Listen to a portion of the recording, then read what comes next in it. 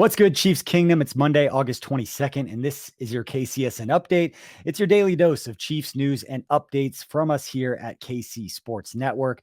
It is important to note that each Monday going forward on this show, we will have our stock up, stock down report following the Chiefs' last game, and we will actually have a special recurring guest that will join me to go over whose stock is up and whose stock is down, and it's a familiar face to Chiefs Kingdom. So I'm excited to share that with you probably next week, if not the week after. It'll start once we get into the regular season. But for now on stock up, stock down, you're stuck with me. So we're going to talk a little George Karlaftis and the Chiefs running game, plus much more right after this. You are listening to KC Sports Network, the #1 podcast network for today's Kansas City sports fans. With former players from your favorite teams, informed perspectives, and former insiders, this is the place for you. You can find us wherever you listen to podcasts, or on our YouTube channel, all over social media, or our morning newsletter, KCSN Daily, dedicated to your Kansas City Chiefs. KC Sports Network is proudly presented by Emprise Bank, your partner in possible. All right, if you've been watching these videos, you already know that I've projected George Karlaftis to break the Chiefs' rookie franchise record for sacks in a season by a rookie, and that was set back in 1989 by Derek Thomas. It doesn't take long in looking around the guys who are in the top 5 for most sacks as a rookie, guys like Jared Allen, Tom Ali, Justin Houston, and obviously I just talked about Derek Thomas, and I project George Karlaftis to be in that mix. So let's talk about how high his stock has risen over the past 2 preseason games, and we'll do that right after this quick, important update from our friends at DraftKings. Kansas, DraftKings Sportsbook is coming to the Sunflower State. It won't be long until you can bet on all your favorite sports from the comfort of your own home. To celebrate, all new customers will receive $100 in free bets when you sign up using code KCSN. Plus, one lucky customer will win a $100,000 free bet. That's right. DraftKings Sportsbook is giving you $100 in free bets just for signing up today. There's no deposit required, and soon you'll be able to bet on money lines, spreads, props, and more with one of America's top-rated sportsbook apps, DraftKings Sportsbook. Plus, you'll be entered to win a $100,000 free bet when you sign up. Download the DraftKings Sportsbook app now and sign up with code KCSN to get $100 in free bets to use once mobile sports betting hits Kansas. Plus, one lucky customer will win a $100,000 free bet. That's code KCSN only at DraftKings Sportsbook. Gambling problem? Getting help is your best bet. Call 1-800-522-4700. Must be 21 years old, physically present in Kansas. Eligibility restrictions apply. See terms at DraftKings.com/sportsbook. Subject to regulatory licensing requirements, 1 per customer, $100 issued as 4 $25 free bets. No purchase necessary for sweepstake. Void where prohibited.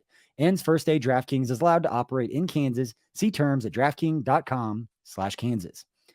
All right, quick injury update from our friend and senior Chiefs team reporter, Matt McMullen, who tweeted out earlier today that Blake Bell, Rashad Fenton, Derek Gore, Juju Smith-Schuster, Carlos Dunlap, and Lucas Niang won't practice today for the Chiefs.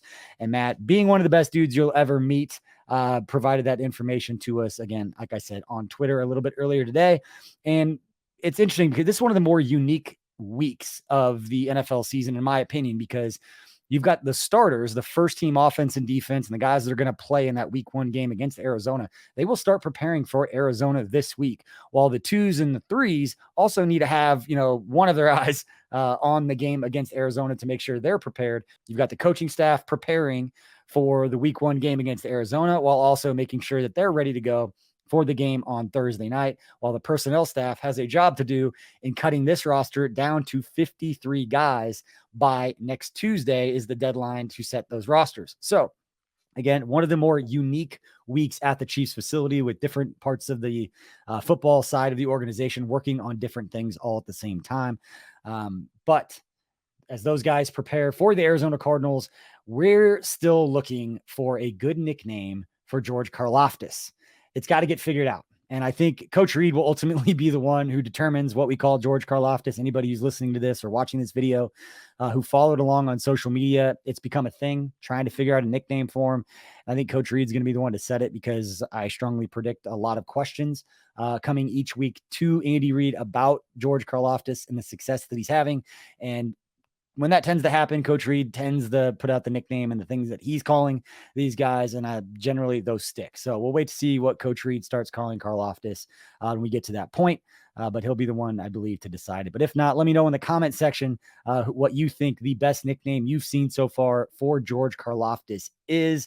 And while you're down there, please like and subscribe this video as well. It not only helps us reach more people with YouTube's algorithm, but it also lets us know that we are doing something right. So go ahead, leave us a comment, and please go ahead and like and subscribe while you're there. But nonetheless, whatever you call him, George Karlaftis is stock up, and his stock is already up, and it is rising even more. The story all offseason was the Chiefs' struggles last year in getting after the opposing quarterback. It's tough to win a Super Bowl with the margin of error created by struggling in such a key area like getting after the opposing quarterback. Chiefs finished dead last in the AFC in sacks last year with just 31 as a team. I believe that was 29th in the entire NFL, and again, dead last in the AFC. They had to get better. They had to address it. And so far, the early returns have been absolutely fantastic for George Karlaftis. And then looking around the rest of the pass rushers, it seems like the Chiefs got a better version of Frank Clark this offseason and all the work that he put in to lose a lot of weight. He's looking explosive. It'd be interesting to see what happens with him once the games start going for real as a veteran player, not getting a ton of snaps there in the preseason. And then we know Chris Jones is a beast already. And then they brought in Carlos Dunlap as a veteran who hasn't had less than 6 sacks in any season over the last decade. And for reference, 6 sacks would have been good for number 2 on the Chiefs last year. And then they got the rush Sam linebacker and Leo Chanel, who may factor into the pass rushing as well. So there were already a number of reasons to feel good about what the Chiefs pass rush could be going into the season after the struggles last year. But now that we've seen what George Karlaftis has done in the last couple games, granted, they are just preseason games, so that has to be mentioned, but it's the only time that we've seen him on an NFL field. And he's gone out there and not only looked like a guy who the game wasn't too fast or too big for him, but he's thriving. And, when you look at the salary cap and the roster composition financially, to have an edge rusher on a rookie deal, George Karlaftis will be under contract for the next 5 years. If this guy is a player that's going to be flirting, if not surpassing double-digit sacks, which I think he will, just based on what we've seen and the fact that he's absolutely relentless, which we'll get to here in a second. The fact that edge rushers, if you go out and buy one in free agency, you go out and give a huge you have to give huge contracts to those guys. They are expensive.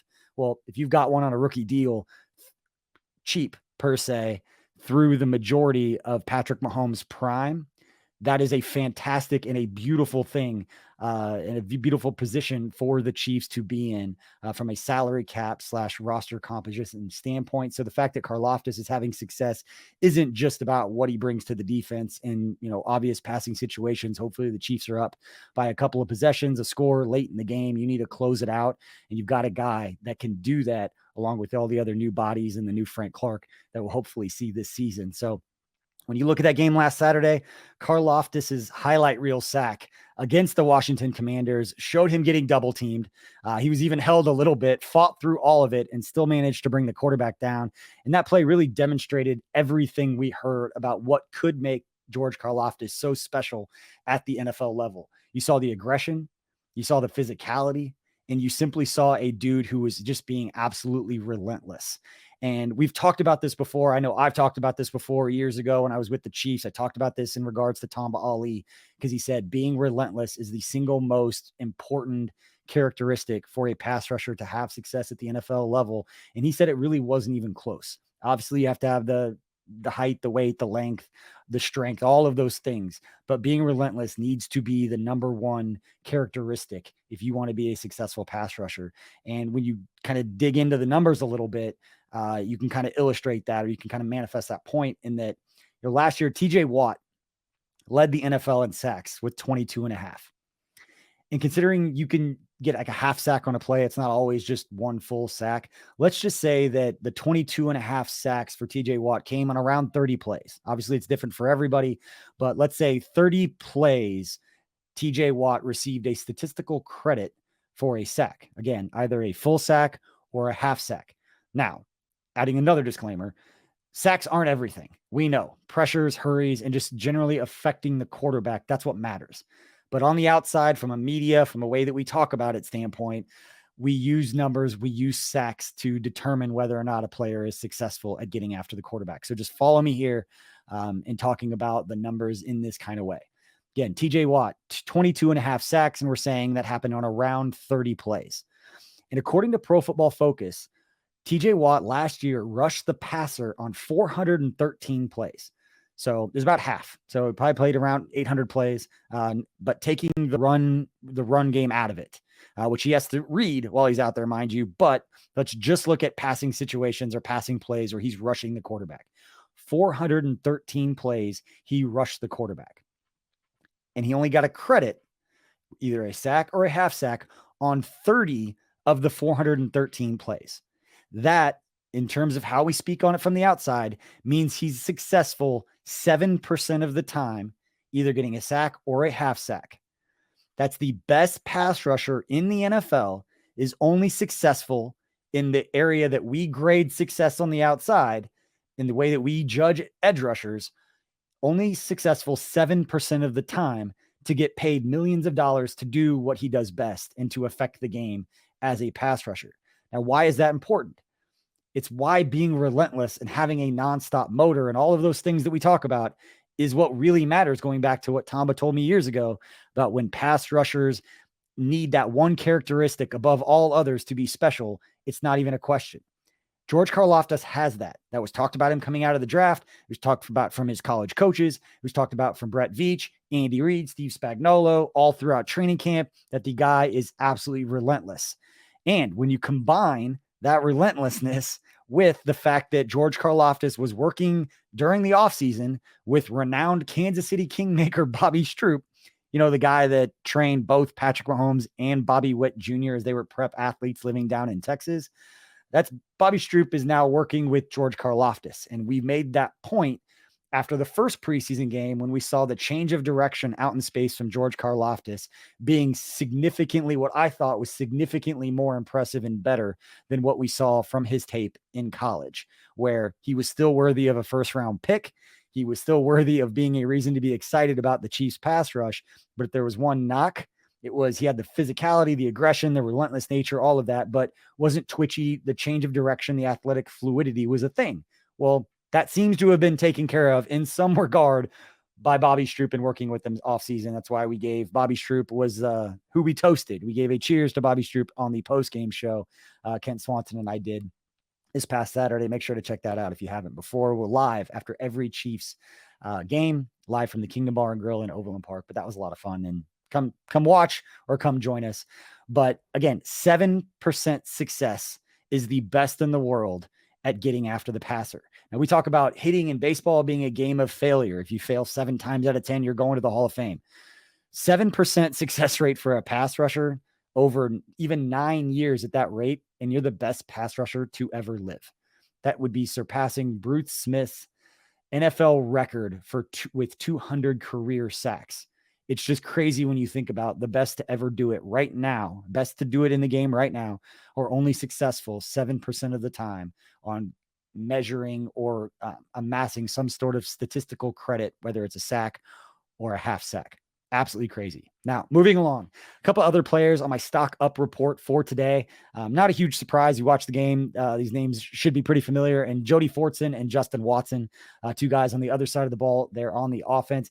And they're looking less like guys that we'll be talking about making the roster because they just happen to be the next best players available when you're ranking your top 5 or 6 receivers or your top 3 or 4 tight ends. However you look at it, these are not looking at like guys who are just, he's going to make it because he's the next best guy. These guys are looking like they could actually help us win football games at different points in the season, whether it's an injury or whether they just work their way up to where they're going to be counted on. We saw Watson finished with a game-high 53 yards on 2 catches, impressing for the second straight week after we saw it against the Bears as well. And then Jody Fortson had the 2 touchdown plays, finishing with 4 catches for 19 yards. And what's also impressive about this is that both of those guys were making plays with Patrick Mahomes in the first-team offense. We weren't looking at box scores after the game and saying, well, he statistically had a great game, but he was going, with Shane Buechele or Chad Henne or Dustin Crum. He wasn't with the 2s and 3s. Jody Fortson and Justin Watson were making these plays with Patrick Mahomes in the first team offense, which again, is a great sign. You need all of these guys at different points during the season. Guys are going to be banged up. We see it right now. Juju Smith-Schuster not practicing. Cole Hardman, little banged up, although the returns on that make it seem like it's not quite as serious as it could have been with that groin injury he suffered at camp. But again, you love to see Jody Fortson and Justin Watson stepping up and making an impact. And I can't remember the last time I felt this confident about who's projected to be a fifth wide receiver as far as feeling good about what he could bring offensively if he needed to step up. So that is absolutely a phenomenal thing to see with our stock up. Now let's go to the other side and check out our stock down report. And again, this one, not a huge surprise if you watch the game or the last couple of games. That's the Chiefs running game. It just hasn't been there this preseason. Now it's important to note that this is the preseason. And personally, I still have confidence that Creed Humphrey, Joe Thuney, Trey Smith, Orlando Brown, Andrew Wiley, I feel like that physical group could move bodies well enough that in a 3rd and 1 or a 4th and 1 where they do a little inside trap to the fullback to get the first down, I'm still confident that they can move bodies better than we would have, say, 5 years ago on a 3rd and short situation. But in fairness, we haven't seen a consistently good running game so far this preseason. Again, we've praised the guys up front being physical. We saw Trey Smith basically knock a guy out of the play, which went viral in a few different ways after the game and during the game, just absolutely clearing somebody out in pass pro.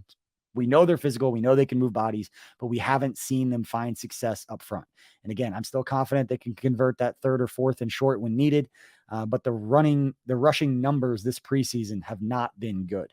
When you remove the quarterbacks, rushing, the scrambles, all of that, the Chiefs running game via the running backs through the first 2 preseason games against the Bears and the Washington Commanders has totaled 30 carries for just 45 yards. For you mathematicians out there, that's an average of 1.5 yards per carry for the Chiefs running game through 2 preseason games. Now, it takes everyone working together. Everybody wants to know whose fault it is. And let me know in the comment section, whose fault do you think it is that the Chiefs running game has not gotten together? For me, it takes them both working together. Sometimes you're going to miss a block. Sometimes you're going to miss a hole, whether it's the vision, whether it's not staying on a block, blocking the wrong guy, responsibilities, whatever it is. As a group, they need to be better. And again, it's worth noting it's preseason, but this is still an Andy Reid team. They're not going to run the ball consistently, and those who think that they might or that they will should go back to what the beat writers were saying in Philadelphia when LaShawn McCoy was a rookie and Brian Westbrook was there. Andy Reid is going to throw the football. We have Patrick Mahomes. We have the best quarterback in the NFL. They're going to throw the football. Their slants, their short game, their bubble screens, all of that is an extension of their running game. Those are basically running plays. We just have a quarterback and an offense that can get really creative with that. But, let's also be real about the margin of error and what's there for the Chiefs offense with an inconsistent run game. Will that be an issue for the team at times if they can't consistently run the football? Sure. Will it hold them back? Not compared to other things, in my opinion, because, again, we are talking about the best quarterback in the NFL with Andy Reid and Travis Kelce and Juju and MVS and all these guys. You want a good running game because you want to be able to convert those short running situations, those obvious running situations where you just need to get a yard. I think they're going to be able to get that, but consistently, even if the running game becomes a complement to the passing game, I don't think it's going to be a huge thing because we've been saying that about Andy Reid's offenses the entire time he's been a head coach in the National Football League. Guy loves to pass the ball, got the best quarterback, pass the ball. All right. Now, along those same lines in talking about the running game, I'm going to say the stock is down right now for the Chiefs swing tackle, backup tackle situation.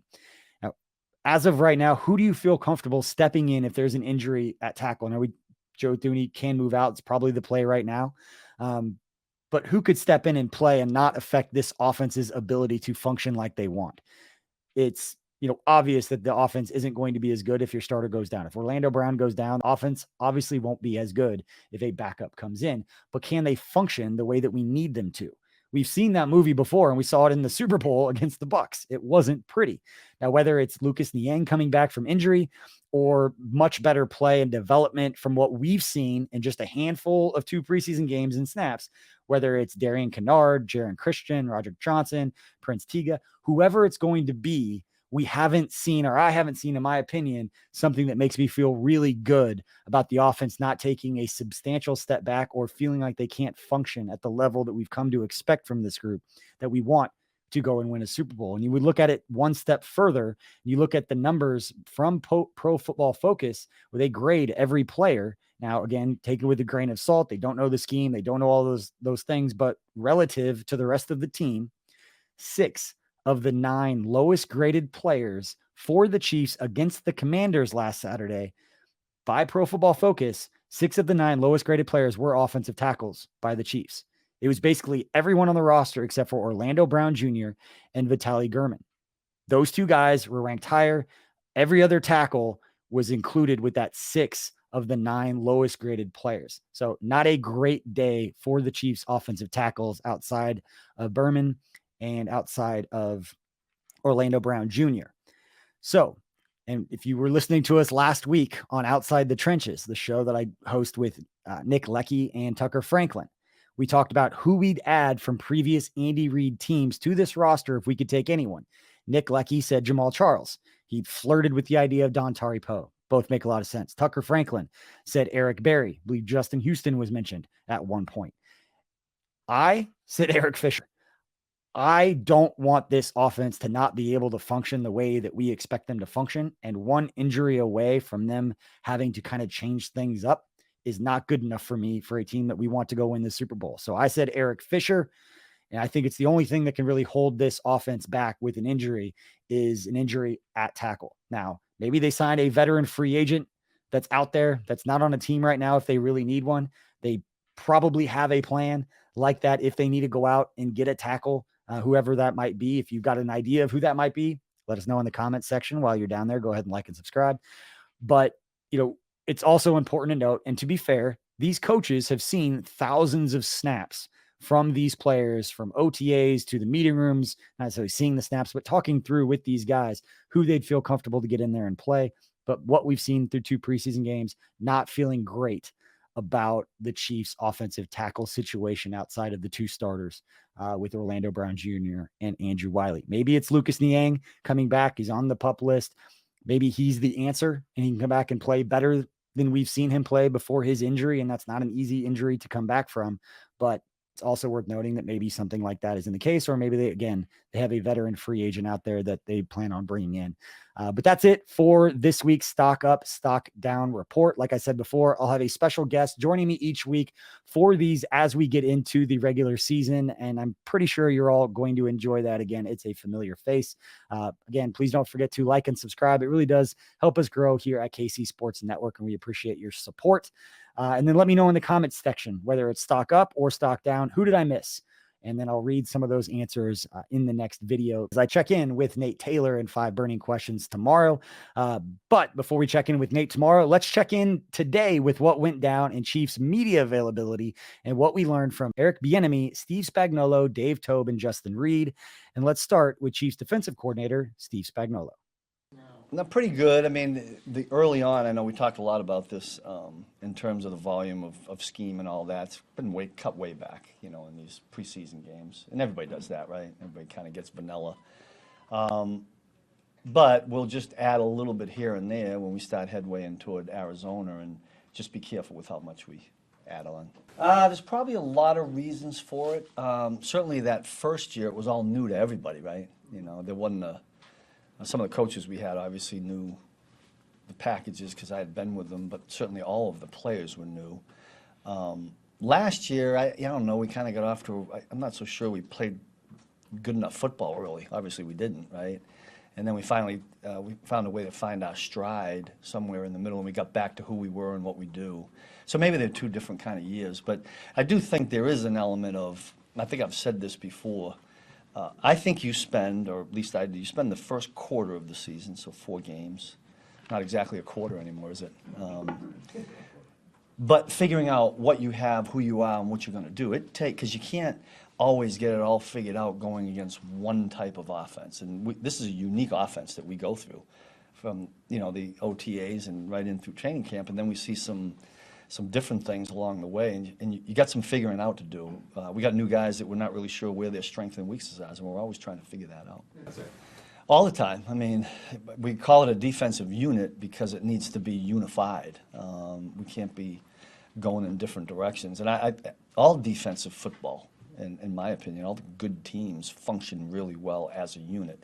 You can't have just two really good players on one side of the ball and expect it to work, especially defensively, in my opinion. Well, Josh and Jalen, both. I'm sorry? How confident are you in those players? Yeah, listen, there's going to have to be somebody that's going to step. We're going to have dings and bumps and bruises along the way, and guys are going to have to step up.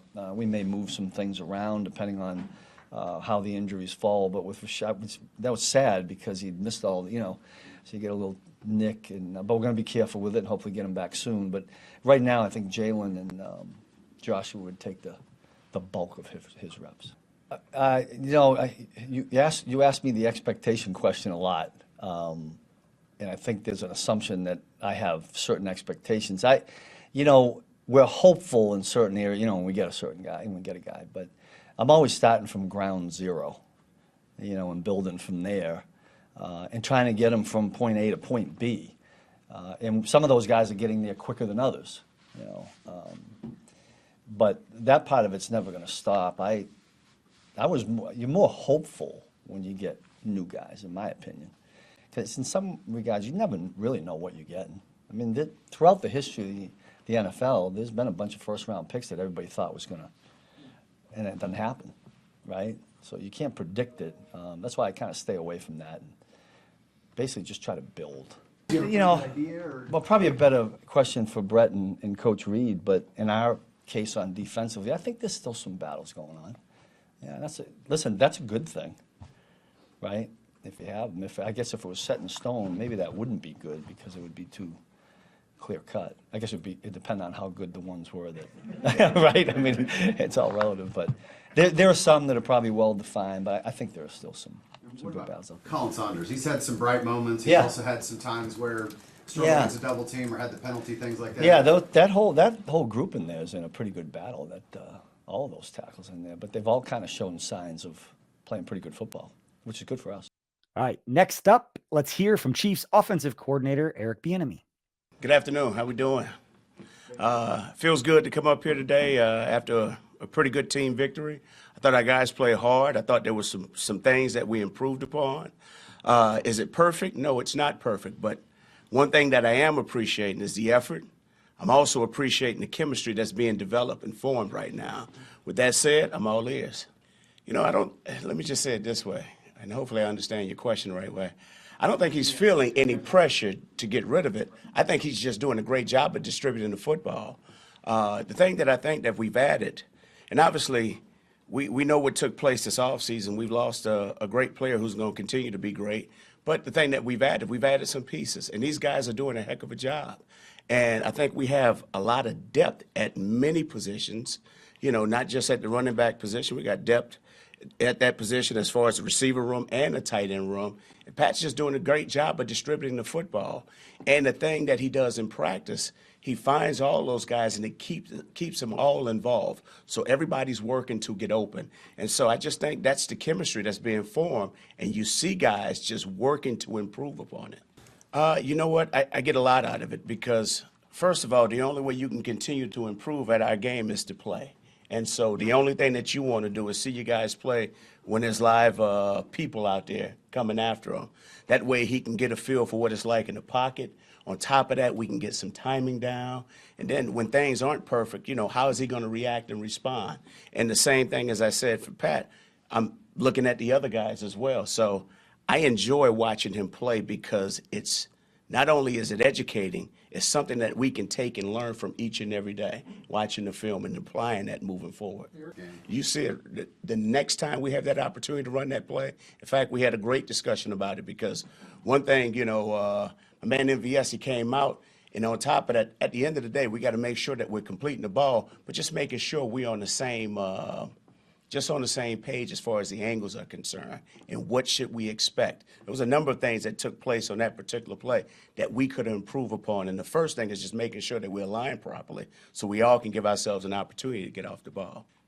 Isaiah is a great kid. He's a tough, hard-nosed football player. My message to him each and every week is to be patient and allow the game to come to you, okay?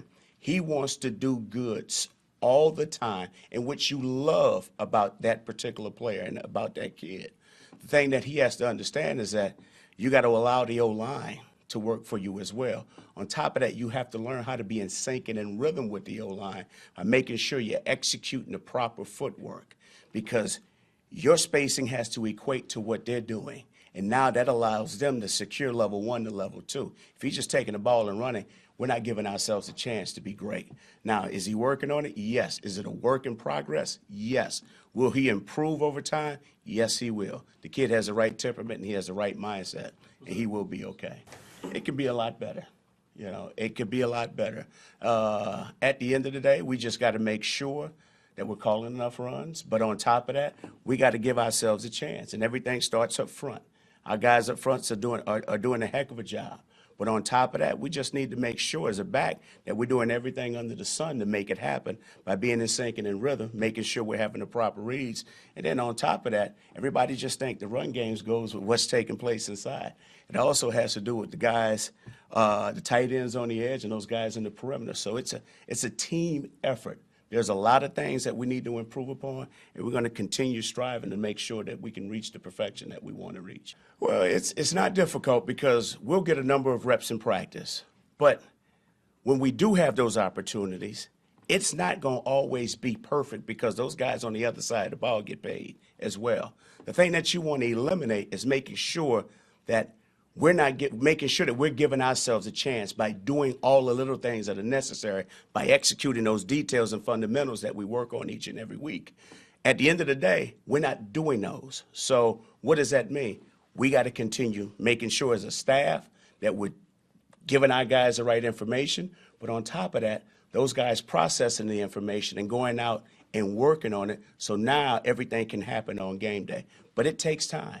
You know, it takes time. Well, it was like it was Jody's welcome back party. I mean, he got hurt in that game last year. I thought he did a heck of a job of playing fast. I thought he stood out and did some great things. Obviously, he had the 2 scores. But Jody, one thing about Jody, he's his biggest critic. He'll tell you there's plenty of things to work on. I'm happy that he had an opportunity to make the plays that he made. But on top of that, Jody knows there's certain things that he has to work on that's going to help him to be the best player that he can be, but also allow us to become the best team that we could possibly be when we're operating on our side of the ball. All right, the third and last, but certainly not least, coach that we'll hear from today is the Chiefs' assistant head coach and special teams coordinator, Dave Toub. I think he's building confidence every game. I really liked that second one where he went after it. You know, it was a short kick. We had a right return call, but there was not a lot of blocking over there, and he still went up there and caught it and saved us some yardage, and then held on to the ball when he got hit. So I mean, it was good to see. He's getting a lot more confidence with his catching and his ball reads.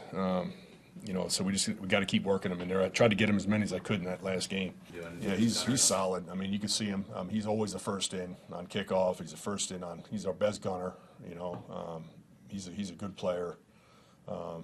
He's trying to establish himself on defense, and he did a good job in that game. They played him a lot more, and he showed up a little bit, so that was good to see. It goes hand in hand. It's not just, you know, we don't have just special teams guys, you know, and they have to be able to play offense and defense. So it's good to see a player that I like, Lamons, doing well on defense. Yeah, they didn't give us any. I mean, I was kind of frustrated because they didn't kick it. They try to kick away from us in the preseason. It doesn't make any sense. But Pacheco got it at 9 deep. You know, he tried to come out with it. Then the other one, he started coming out at 4. He was 14 deep. He started coming out. So, but you know, you can't evaluate your kickoff return team unless you get returns. So I'm telling them to come on out deep.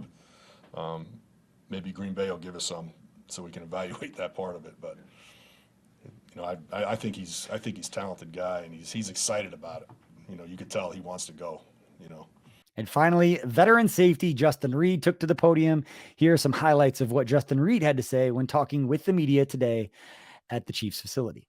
Yeah, so I got a couple of tips on that. So first and foremost, it's not always about being so hungry to make a play that you get outside of the technique and scheme of the defense to make those plays. You know what I mean? You can have a great game and not have any stats on the production chart by being consistent, doing your job the whole time. And, it just so might happen for that game that the ball didn't come your direction. But when it does come, don't miss a layup when those opportunities come. And don't get bogged down overthinking your job or what's going to happen next. At the end of the day, football is football. It's the same sport we've been playing since we were kids. So pin your ears back and go. Yeah, the confidence is there. You look at the first two halves of both the Chicago game and of the Washington game. I mean, they look damn near identical. The offense goes and scores on the first drive. Defense holds them to a big egg on the scoreboard, And that's what we wanted to execute out of our first teams, to go out there. Game plan is simple. We should be able to execute. And I think we did a good job of that. So that's building some momentum going into the season. We just got to make sure we continue to do that when the games count. Very high. Out of my years in the league, this is the highest IQ defense that I've been a part of. As far as across the board, guys, just understanding football, being able to talk ball, not necessarily having to even go practice it, just being able to have a verbal conversation about it, and everyone being able to understand what the coaches are trying to get done and be able to go out and execute it, not spend a ton of time, doing practice reps, which we still do, and it's important. But just speaking to the IQ side of it is very high in this room. So the guys have picked up on the scheme really well. Yeah, we start, we try to take things a week at a time, like you said. We do things at the task at hand. I think the defensive staff here across the board does a great job, though. They've slipped in some plays from Arizona and the Chargers. I don't even know if everyone, all the players even know that they've slipped in those plays in there, so that way we've already been exposed to some of them.